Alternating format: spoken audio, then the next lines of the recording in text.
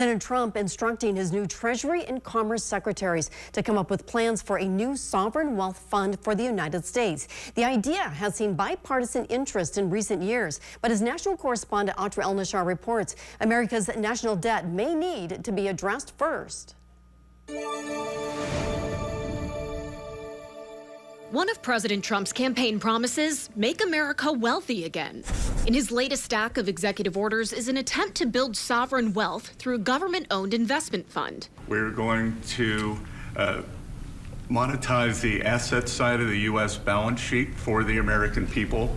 We're going to put the assets to work. More than 20 states already have their own version of a sovereign wealth fund, Alaska's being the biggest. Nations with booming state-owned energy resources and budget surpluses like Norway, China, Saudi Arabia have hundreds of billions, sometimes trillions, in their funds. Here in the United States, energy is mostly privatized, and finding cash to invest may be tough with the country more than $36 trillion in debt.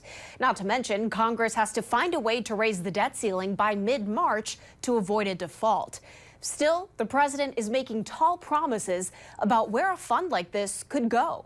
I think in a short period of time, we'd have one of the biggest funds, and some of them are pretty large. I must tell you, some of like the Saudi Arabia fund is on the large side, but eventually we'll catch it. The president floating one potential asset. We're going to be doing something perhaps with TikTok, and perhaps not. If we make the right deal, we'll do it. Otherwise, we won't. TikTok did not respond to our request for comment, but so far, TikTok and its Chinese parent company ByteDance have been adamantly opposed to a sale. The timing here is complicated.